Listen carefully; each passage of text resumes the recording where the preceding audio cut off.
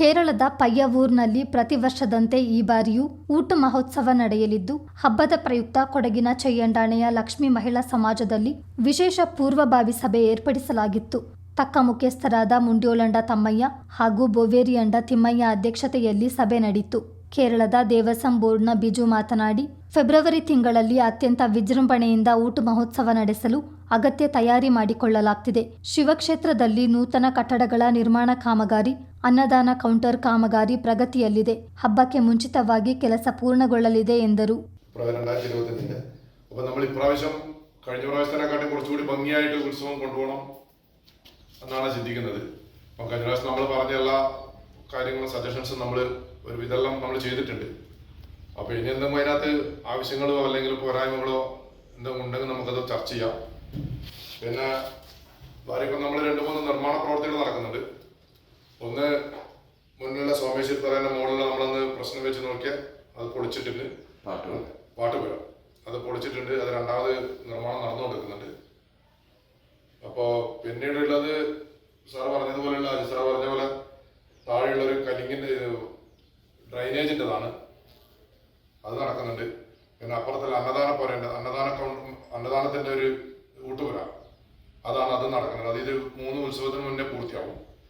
പിന്നെ നമുക്ക് സാർ പറഞ്ഞ ആനേണ്ടത് അത് കോർട്ട് ഓർഡറാണ്. അതിപ്പോൾ നമുക്ക് ഒന്നും ചെയ്യാൻ വേണ്ടി പറ്റാത്തതാണ്. ഒരുപാട് നിബന്ധനകൾക്ക് വിധേയമായിട്ടാണ് ഇപ്രാവശ്യം ഉള്ളത്. അപ്പം നമുക്ക് ഫോറസ്റ്റുകാർ അനുവദിക്കുന്നില്ല.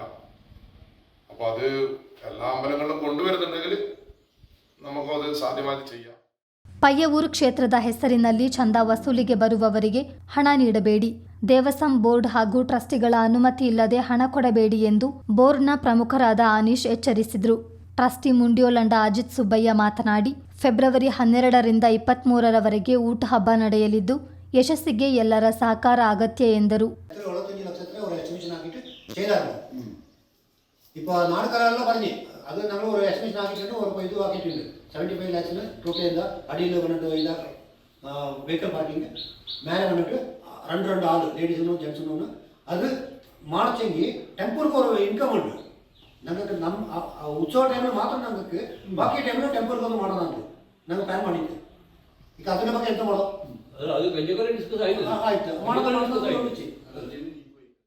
ಗ್ರಾಮಸ್ಥರಾದ ಮುಂಡ್ಯೋಲಂಡ ರಮೇಶ್ ಅಪ್ಪಯ್ಯ, ಮಾಚಯ್ಯ, ಬೆಲ್ಲು, ಬೊವೇರಿಯಂಡ ಮೋಹನ್ ಕುಮಾರ್ ಮತ್ತಿತರರು ತಮ್ಮ ಅಭಿಪ್ರಾಯ ವ್ಯಕ್ತಪಡಿಸಿದರು.